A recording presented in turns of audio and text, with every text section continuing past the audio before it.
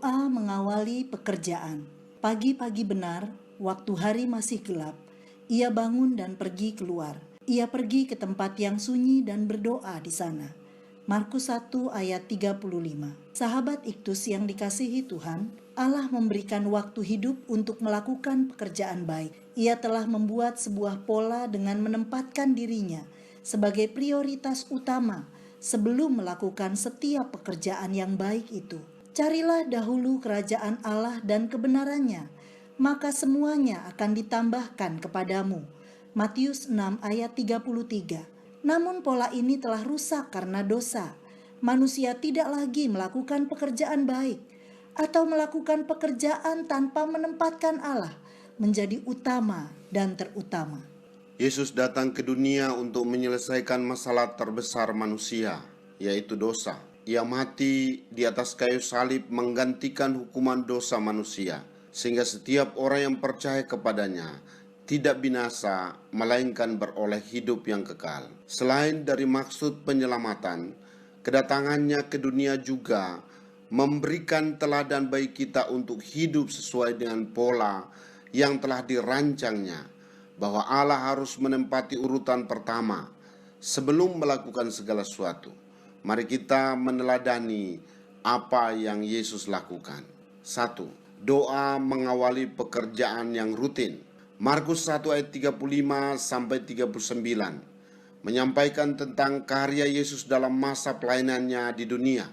Inilah pekerjaan rutin yang dilakukan oleh Yesus, yaitu memberitakan Injil, mengajar dan menyembuhkan. Sebelum Yesus melakukan semua pekerjaan rutinnya, ia berdoa. Ayat 35. Istilah pagi-pagi benar, waktu hari masih gelap, menunjukkan waktu dini hari atau sebelum subuh, yaitu dalam kesunyian di mana banyak orang masih tertidur dan belum melakukan aktivitasnya. Yesus memberi teladan untuk menempatkan waktu untuk intim dengan Bapa sebelum melakukan semua pekerjaan rutinnya. Dan lihatlah, hasilnya adalah pelayanan yang efektif dan penuh kuasa. Injil kerajaan Allah diberitakan, pengajaran yang penuh hikmat disampaikan, dan mujizat kesembuhan terjadi. Orang dibawa pada pertobatan sejati, dan Allah Bapa dimuliakan. 2. Doa mengawali pekerjaan yang khusus. Lukas 6 ayat 12 dan 13, ia berdoa semalam-malaman. Ayat 12, sebelum ia memanggil dan memilih murid-muridnya. Ayat 13, bukan hal yang biasa atau lebih dari sekedar pekerjaan rutin, karena harus menentukan pilihan siapa yang akan menjadi rasul, dan keputusan ini sangat menentukan kelangsungan pekerjaan misi penyelamatan di dunia. Yesus ke bukit dan mengambil waktu semalam-malaman berdoa kepada Allah. Inilah waktu spesial yang dipersiapkan untuk berbincang-bincang dengan Allah dan memahami kehendaknya. Dan lihatlah, hasilnya adalah 12 orang yang mampu mengguncangkan dunia ini. 12 rasul adalah orang sederhana, namun dapat merobohkan 3 tembok kekuatan pada masa itu, yaitu Yahudi dengan keagamaannya, Yunani dengan filsafatnya, dan Romawi dengan militernya. Injil dapat menembusi 3 kekuatan ini melalui orang-orang sederhana yang dipanggil dan dipilih berdasarkan doa. 3. Doa mengawali pekerjaan yang sangat khusus. Matius 26 ayat 36 sampai 46 adalah doa Yesus di Taman Getsemani, yaitu doa penyerahan diri pada kehendak Bapanya. Jikalau sekiranya mungkin, biarlah cawan ini lalu daripadaku, tetapi janganlah seperti yang ku kehendaki, melainkan seperti yang Engkau kehendaki. Yesus berdoa dan peluhnya menjadi seperti titik-titik darah yang bertetesan ke tanah. Lukas 22 ayat 44. Karena inilah pekerjaan yang paling berat di dalam sejarah peradaban manusia. Ia harus menanggung dosa seisi dunia. Karya yang sangat khusus yang dikerjakannya untuk mengalahkan 3 musuh utama, yaitu iblis, dosa, dan maut. Yesus semakin bersungguh-sungguh berdoa untuk menyelesaikan tugasnya, dan hasilnya adalah kemenangan atas kuasa iblis, kuasa dosa, dan maut, dan manusia beroleh hidup yang kekal.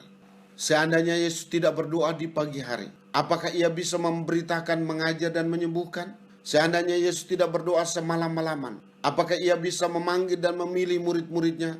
Seandainya Yesus tidak berdoa di Taman Getsemani, apakah ia bisa memikul dosa manusia di kayu salib? Jawabannya adalah Yesus bisa. Tetapi ia berdoa untuk menjadi teladan atau pola bagi kita, agar kita mengawali pekerjaan kita dengan doa. Sahabat Iktus, pola Allah dalam mengawali setiap pekerjaan adalah dengan berdoa, sebagaimana teladan yang telah dilakukan oleh Yesus. Doa merupakan sebuah kekuatan atau energi untuk melakukan pekerjaan secara efektif dan penuh kuasa. Kita tidak akan pernah memperoleh hasil yang maksimal tanpa doa. Berdoa sebelum melakukan semua pekerjaan rutin kita setiap hari. Berdoa semalaman ketika kita harus mengambil sebuah keputusan penting, dan semakin sungguh-sungguh berdoa untuk keselamatan jiwa. Saya harus mengusahakan waktu berkualitas dengan Tuhan setiap pagi sebelum saya melakukan aktivitas apapun untuk mendapat kuasa dari Tuhan yang melebihi kemampuan saya. Juga setiap kali saya harus mengambil keputusan penting, saya akan meminta petunjuk Tuhan melalui doa dan tidak mengandalkan pikiran saya sendiri. Apalagi untuk menuntun seseorang datang pada Yesus, melihat pemulihan dalam keluarga, menyaksikan keselamatan bangsa-bangsa. Maka saya harus berdoa lebih sungguh-sungguh lagi agar dapat menjadi alat keselamatan. Sahabat Iktus yang dikasihi Tuhan, apakah setiap hari saya telah mengawali pekerjaan rutin saya dengan doa? Mengapa untuk mengambil keputusan khusus saya harus berdoa? Siapa saja yang harus saya doakan dengan penuh kesungguhan agar menerima keselamatan di dalam Yesus? Ya Tuhan Yesus, terima kasih karena Engkau telah menyelamatkan saya. Melihat karya-Mu di dunia, saya memiliki contoh bagaimana saya menjalani hidup yang memuliakan-Mu. Saya mau mengawali segala sesuatu dengan duduk di hadirat-Mu dalam doa, sehingga saya mendapat hikmat untuk bertindak, kekuatan ekstra, dan gairah ilahi untuk menjadi saksi-Mu. Jika Engkau berada di tempat utama dalam semua kerja yang saya lakukan, maka hidup saya menjadi berarti. Saya dapat menyaksikan mujizat terjadi dalam pekerjaan saya, karya yang mengguncangkan dunia, dan bersuka untuk keselamatan suku-suku bangsa. Amin. Mengerjakan segala sesuatu tanpa doa sama dengan merencanakan untuk gagal. Kristuslah